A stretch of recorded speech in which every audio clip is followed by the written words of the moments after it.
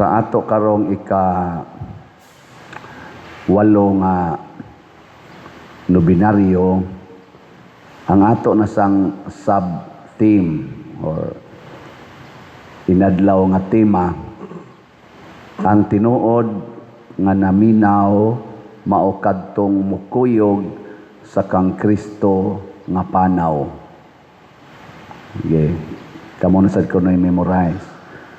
Ang tinuod nga naminaw mao kadtong mukuyog sa kang Kristo nga panaw. Lingay mong tupad ing na nagkuyog mo ro ni Kristo. Nagkuyog. Matod pa sa unang pagbasa, niingon ang Ginoo, Israel, pagka buutan nimo kadtong batanon pa ka, nya kadtong bag-o patang minyo, pagkabuutan nimo. Kuyog yung kanako, bisan didto pas kamingawan nga way mga tanom, way tubig, kuyog yung kanako. Hinam, nakabati mo sa unang pagbasa? Kinsa may gasuwat ato? Propeta? Natuan na, nanaghap na. Jeremias.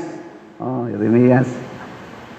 Nya matod pa ni sa Ginoo ingos propeta Jeremias, tungod sa imong pagkabuutan pinangga kay tika, kutob sa mubugal-bugal nimo, ako yung silutan, ako silang gihadlok kay pinangga kay tika.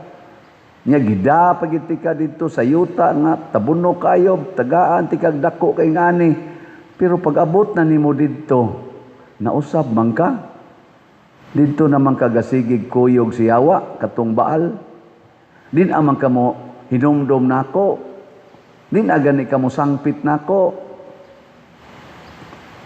Di ba doon natay batasan ingon ana? Katong estudyante pa ka, portigin nimong muampo, pamimbro pa ka ng mga organisasyon. Sa dihang ni-graduate na ka, board exam na sad, hikap sa tanang mga ribulto, tanang rosaryo, tanang eskapularyo, halas sabong Diyos liog, tanang nobinahan sa mga imposible, kanang mga nobina ni sana, kisa nang naang San Antonio, Padua, Banpadiha, basta ka ng mga santo sa imposible, Santa Rita, Cassia, halag yun, nobina yun. Purting buutana. Ni pasar bitas board exam, pagka-engineer, munya na-assign sa DPWH. Ghost project naman. Standard naman nga flood control ang gihimo. Malita-malita namang kwarta ang paminaon. Purti sad nimong reviews una kay lisod ko kay ng bar exam. Lisod kay ng bar exam. Hala gyud review ampo os Ginoo pagkabuutan. Ug tuod man ni pasar gyud nahimo ng lawyer, ni sikat pa gyud, na elected pa gyud pagka congressman, congresswoman, na elected pa gyud pagka presidente baka ha, or executive, na elected pa gyud pagka senador. Karon lahi naman ka, bending the law naman or neglecting the law. May naman kay kang motuis og balaod para lang gyud mawagtang ang salaod nga imong giprotektahan, nga mao ang korupsyon nga trilyon-trilyon. May naman kay kang mo imbestigar sa salin sa Vice Presidente nga ni-increase og pila to increase ato gikan sa 58 man tingali to million paghuman sa 18 ka tuig nahimo na karong 88 million. Moingon man din kang naa ni ill-gotten wealth.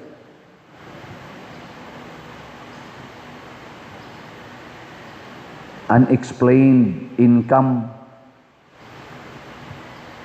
Pero na ay senador nga daghan o congressman nga daghan nga purtis ang pag-increase sa ilang salin sa mapananglit na akong tan-aw social media na may vlogger diha nga ning vlog o lawyer ba to nga ni tan-aw sa sampo lang dili ni pag single out, sampo lang. Usa ka senador nga karon naa sa diha aktibo kayong ni prosecute aning nidaot aning atong vice presidente og ni bendalo og ni wagtang pagyud gani sa kanini ang Blue Ribbon Committee nga hearing para sa flood control.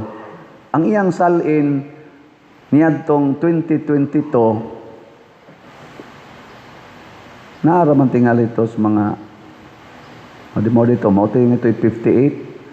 Unya karon nahimo namang 244 million upat lang ka tuig 244 million naman nya wa man imbestigahi og ill-gotten wealth sa mga kunuhay mga lawyers nato diha sa kuan legislative ug sa executive labi na gis NBI ngano wa man imbestigahi.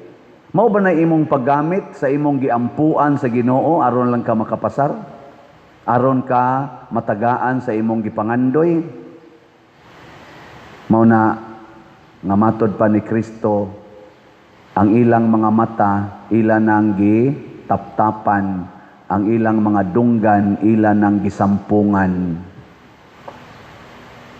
Nagtan-aw sila pero dili makakita. Nakadungog sila pero dili na mamati. Unsa to nang pamati? Paminaw uban sa pagbati. Mao man kuno kisa to nagmisa nato diri.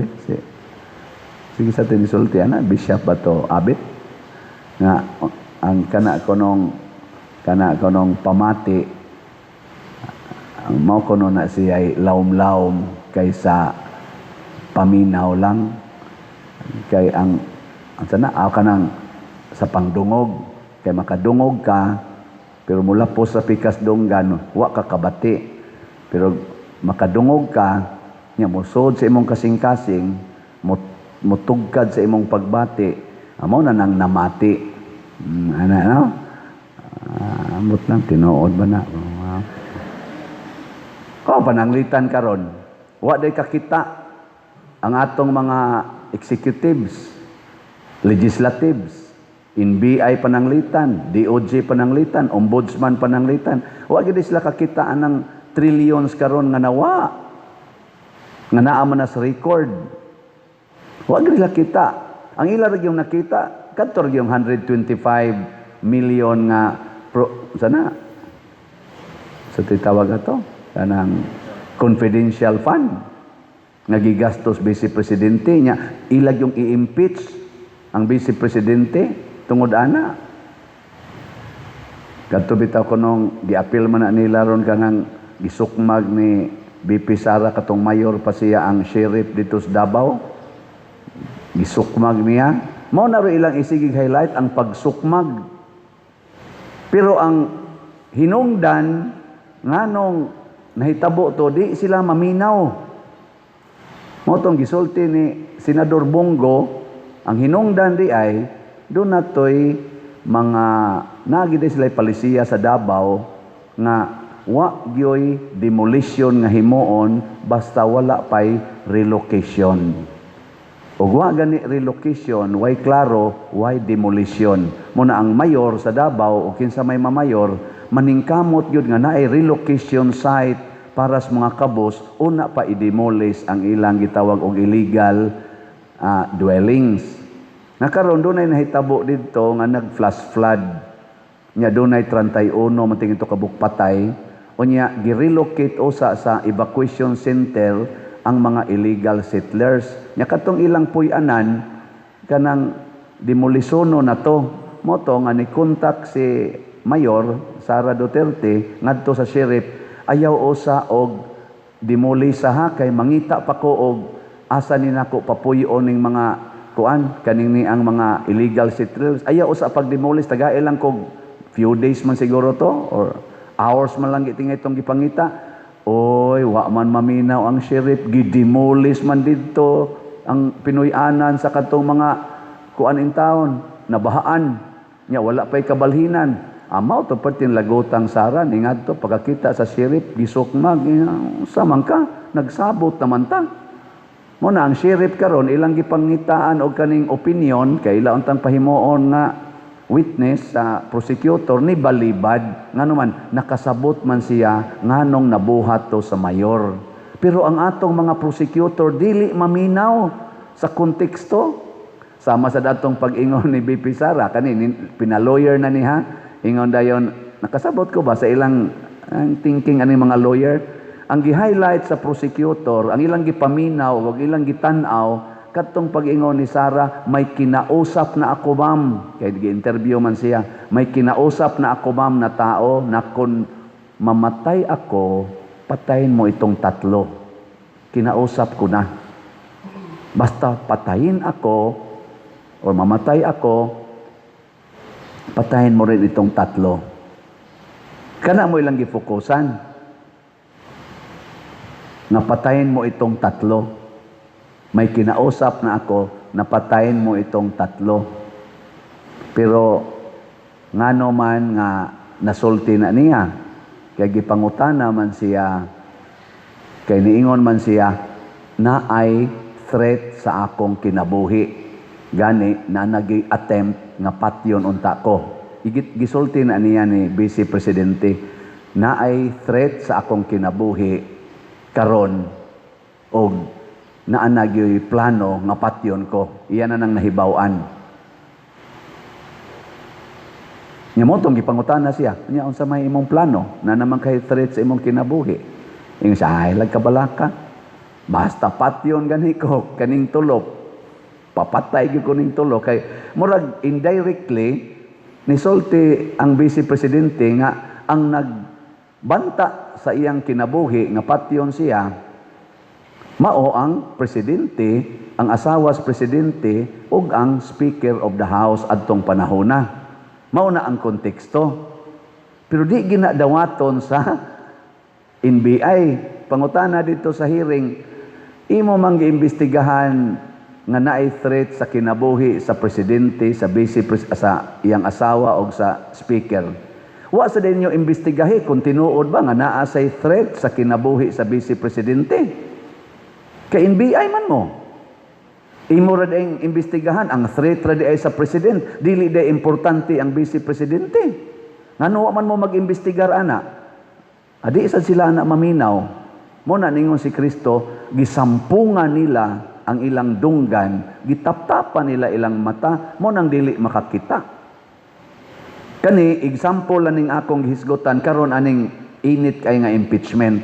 Nga ang atong mga kunuhay, mga buutan kaayo nga mga estudyante sa law, mga buutan kaayo panahon sa eleksyon, kanang presidente nato karon executive down na rin sa barangay level, mga buutan kay na sila panahos eleksyon. Magsigi na silag suroy adtong mga kabus kay mga tao, magsigi na silag saan, maghimog basketbulan, maghimog karsada. Ay lugar na mo dito ay sa amo sa Kahugan, kada eleksyon saad gid na nga nay karsada, hapit na lang ko mamatay wa lang gyapoy karsada hangtod karon. Pasailua ko ninyo diha mga politicians nga na-involve diha sa akong barangay sa Pangdako, Guadalupe, Cebu City. Mao gina inyong style. Siging saad, mga buutan kayo, kugos-kugos anang mga bata, nga mga bulingit, halalamano anang mga mag-uuma, mga ngisda, kanang mga katarbahador, mga duot-duot anang kariton, mga tricycad, hala, budol-budol, kaon dito, kuyogs budol, pero idiglingkod, kitay gibudol. Mo nagiingon sa Ginoo diris unang pagbasa, pagkabuutan nimo, kuyog pataato, karon nga nagpahimos na ka naglingkod na ka sa akong gihatag nimo nga grasya, di naman ka kahinomdom nako. Di naman mo kahinomdom mga presidente hangtod sa barangay kapitan kadaghanan ninyo. Di naman mo mahinomdom sa mga masakiton nga naa sa atong public hospital, wa gani kahigdaan, ibutang las daplin hangtod mamatay usahay. Wa naman tay mga tambal. Inyo pag yung gikuha ang budget sa PhilHealth, wa pagiuli karon nga mga 60 billion ang nakuha, 89 billion rabat ato ang inyong kuhaon. May gani kay na kuanag TRO sa Supreme Court. Wa mo kakita pila kabuk namatay sa flood control dinhila sa atong parokya, pila kabuk na namatay nga wa pagi makit-i karong uban.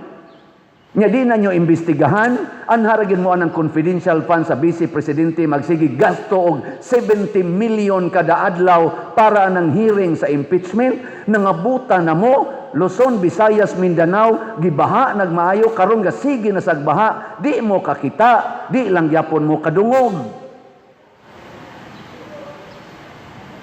Si Santiago Apostol ang atong patron nakadungog sa panginahanglan sa kalag. Iyang gihatag ang iyang kinabuhi. Namatay siya tungod sa iyang pagpamati sa agulo sa kalag na makasasala. Si Jesus namati nato, naminaw nato, nanaog siya gikas langit, padung nga ris kalibutan, haron magantos o magpakamatay, aron maluwas ta. Si San Roque nagantos, naminaw sa panginahanglan sa mga masakiton, hangtod nataktan siya sakit, patay pagid siya sakit. Lingiyay mong tupad, na naminaw ka nga daghan pa kaing raffle tickets nga wa pagyud mahalin. Na naminaw baka ana. Ikaw sige mo jud kag luhod-luhod dining Santiago Apostol karon pista niya, ticket nato perti pandaghana halinonon napay 199,000 ka tickets wa pa mahalin. Kaya nga tong halin 51,510 pa ka tickets. Naminaw mo ana. Nya unsa man inyong buhaton? Basig naminaw ra mo pero wa mamati. Unsa ganitong pamati? Paminaw uban ang pagbati. Ana no? Mao na importante kayo sama sa ninyo des pamilya, nagtan-aw mo sa inyong bana kamong mga asawa nga nahubog. Nganong imo mangyaw-yawan? Nganuman? Kay naminaw ra ka sa imong kaugalingon nga di ka gusto og banang palahubog. Pero wa gani ka bangutana nganong nahubog siya. Basig nahubog na tungod kay nahiubos siya nimo. Kay sigihan nimo yaw-yaw. Mo nang maingon siya puslan mangway nagmahal bir paday. Kulapo paday. Tuba paday. Puslan mangway nagmahal. Di ba? Ngano man mong mga bana ang inyong asawa nakabit sa pari pananglitan. Nganong masuko mamos pare? Wa mo mamati. Nganong nahitabo na? Masin ang imong asawa, wa na sa ka-feel nga imong gipangga. Mao nang nagliktor na lang siya diri simbahan. Nya kay ang pare may mang mo pangga. Mao nang nahulog ang loob. Ha? Ingka po sala, maguna, lagi sala, lagi. Pero nganong nahug man siya sa sala, sama sad sa Vice Presidente, nganong nakapanganti man siya, nga ipapatay ni, kay siya, wa man sad siya panggaa. Gusto naman siyang patyon, naaman sad siya pruibaana, ya wa man imbestigahe sa NBI. Di ba? Nganong karon ang mga tao dili naman mo pakpak og makakita sa atong presidente, jutay naman kay pugsunon pagyug kaayo. Ngano man, nya ari ka sa Vice Presidente, muraman sila og kanang mga isda nga kanabitang gurami, unsa nay tawagan na kanang naasapa, nga imong iksahan ganig. Amura mga tilapia ba nga igsahan nimo pan, dugok magmaayo. basta vice presidente na ilang makitaan. Pero presidente, magig airport, magkyugpo sa mga tao niya, mutanaw ra. Nga naman, tungod kay wa na tamubati, nga gihigugma pa ta niya. Ambot, nibati ba mo, gihigugma mo sa inyong parish priest? Nibati mo, wa? Pangutan asad ko, nibati ba ko? Ingna pa din, nibati kang gihigugma ka na mo, sige, ingnayin ako.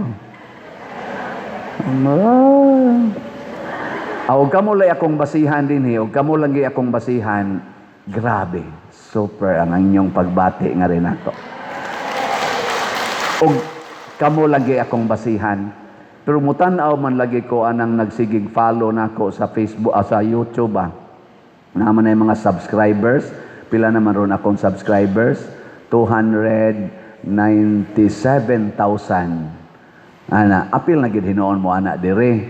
Pero nakaingon ko ba kanang 297,000 bisag karon lang untang adlaw hangtod karong pista, mupalit lang nagtagsa ka buok ticket. Dali raman jud unta kayo pagpalit, no? Unsa ang pagpalit? Muari mo simbahan o kaha, og inyo lang ginang ipada karong adlaw, hangtod karong pista, apil pa man hangtod alas 7 gabi, 25. 297 good na thousand. Nya ang ato na lang kuwang 199,000 na lang. Ay perting dako ang diferensya, no? Hinaot unta mamati sad mo kay malipay ko ana. Dali ra mo na napamantay 2 days more to go. Inig deposit nimo ana, moabot man day na diri, ikaw makit-an man day na nato. Di ba? Ang kapadero niya ang ticket, ay kabalaka amo din ang isyuhag ticket. Nya ang kanang stab amo din ang ihog diri. Ana no? Hurot dayon na. Be kamo karong nanimba din hiyo, kamong nakabati nako. Ingna ko no na tanan ninyong kaila, mamalitag tagsa lang ka raffle ticket haron mahurot ning gi ko ang Padersiano kay ang project rabaan nino bell tower. Oh, di ba? Sige naman nagtingog atong bell tower pero wala pa mahuman ang finishing. Pero ana, nagtingog na. Lanog na no. Mas lanog kaysa una. Kaysa una gibutang raman to sa salog, karon gibitay naman. Oh, ana, gusto mo kamoy bitayon dito? Dili rasad. Onya, ikaduha ang atong Adoration Chapel. O na, nagkakamit na mo.